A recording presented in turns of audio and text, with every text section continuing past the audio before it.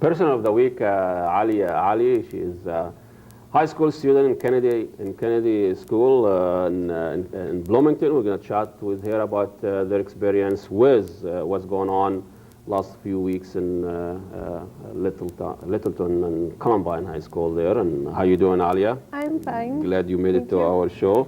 And BeLAhdan, welcome to our show. Thank you. I've been always trying to see really what goes on to a high school student nowadays after what happened to Littleton in Columbine High School there. And, we heard it from experts, we heard it from media. It's music, it's the parents, rock and roll. It is guns.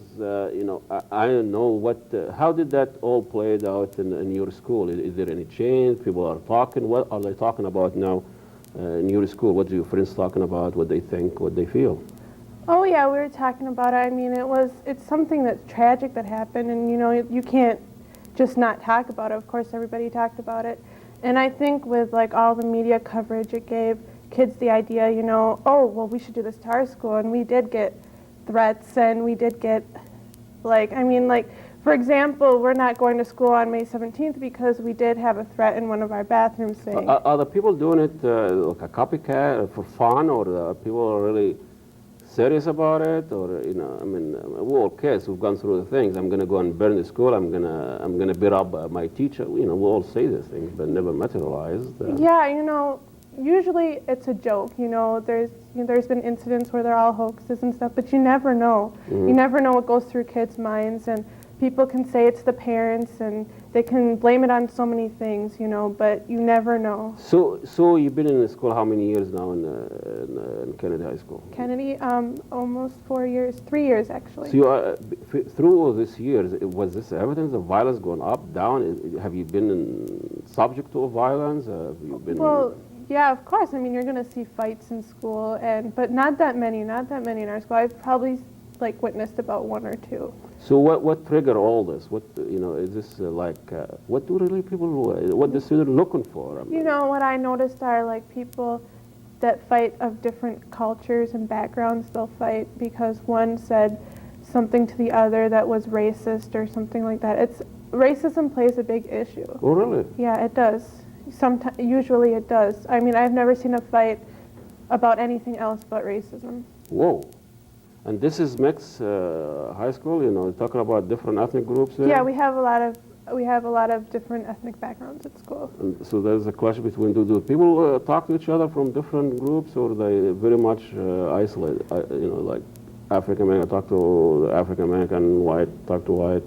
No, not necessarily. I don't think it's an isolation is a factor at school. I just think that of course there are going to be groups because, they're like people of your own. You want to belong to a group. Quote unquote kind, Oh, So, you feel more comfortable around them, How about humankind? Yeah, that's a good question. Or student kind. That's a good question. But you have a very interesting perspective because you spend the whole year in Saudi Arabia with the high school there. Yeah. Talk to us a little bit about your experience there in Saudi Arabia, high school there, same age. Are the people thinking about the same thing? Is there any similarity there between students there and students in your Kennedy High School? Well, I went to an all-girls school there, so I can't really. Would that help?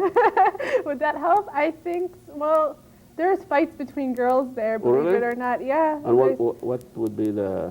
You know what? I don't know. It's really funny. One could make fun of each other's hair, but I was really young. It was 8th grade there, and we're still immature, But. So it wasn't a high school, so we'll let people know. It wasn't a high school. It wasn't, well, there was high school kids with us. So it's junior high. Junior high and high, one school, it's all girls?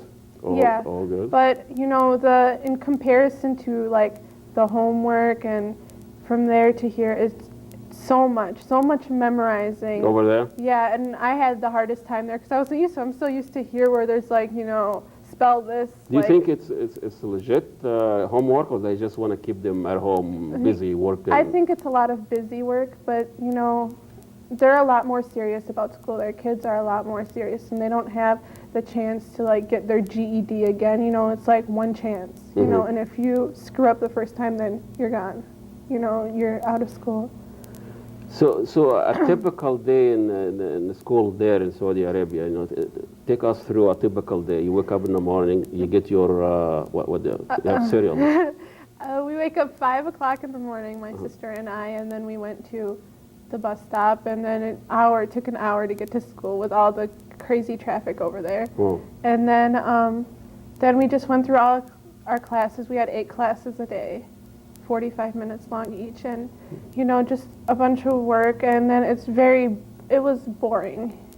You know, there's no, like here there's a lot more projects and extracurricular activities that they don't have there. There's no basketball team or softball team or anything like that, or choir. You know. People doing other things in school. Yeah. What's the relationship between student and teacher over there as opposed to down here?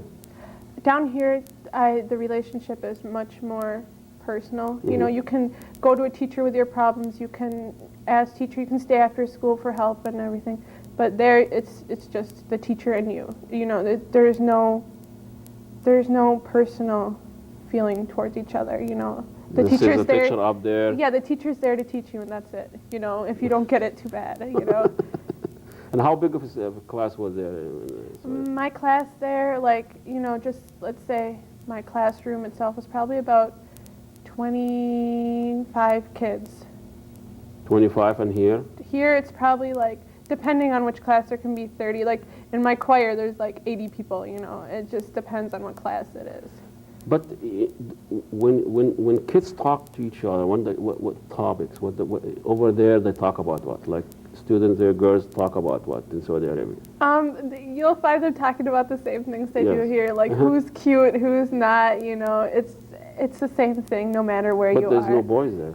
Well, the boys' school is right next to us. So. So they cannot isolate you 100%. No, they can't. They can't but you know, there is like more serious topics, you know, talking about here. We're not as secluded, you know. So we talk more about things like government and politics and religion and stuff you can't talk about over there because, you know, it's just like you can't talk about the government. But how did you handle that? I mean, you know, you came here, you are used to this talking, expressing your feeling, and you're very bright and very independent, you know. You talk, you give your opinion. How did you handle that over there? Was it an issue at all? Were you allowed to talk to the teacher and complain? Allowed to talk to someone, I don't like that, don't do this, and I mean, this is not what you know. Well, at first it was like a complete culture shock, but you have to like mold yourself into the culture wherever you go. So it was hard at first, I have to admit, but then after a while, after I made some friends, and I actually had a really great time, you know. Did you do it again? Now, I think I wouldn't stay a whole year, but maybe for a couple months, sure, I would love to go again and just go back, because it was really fun. Would you think having a separate like gender schools here, girls' school, and would that be something useful to have it here? I don't. It depends how people act around one another. I think that we shouldn't have separate gender schools because there's so much you can learn, you know, that you can't learn when. I mean, yeah, there's just so much you can learn. Well, but see, it's very interesting. You know, you have an experience in Saudi Arabia, you have experience here. You are from, your parents are a different experience.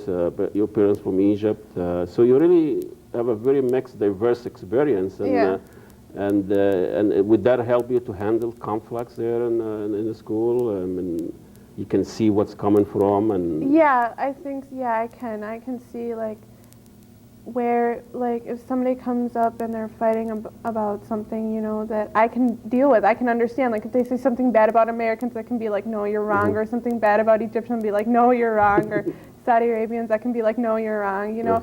I've like been like subjected to all these different cultures, you know. There in Saudi Arabia, there's there's a lot of like different cultures, Pakistanis, Filipinos, Indians, and there's a lot of people there that it's almost like America. Yeah, that actually that I've never met here, and it was really cool. You know, I know so much about different cultures, and I don't regret it at all. Wonderful. Would you fight with your brother the same way? There's no violence in the household? Maybe. Okay. Well, thank you very much for coming out.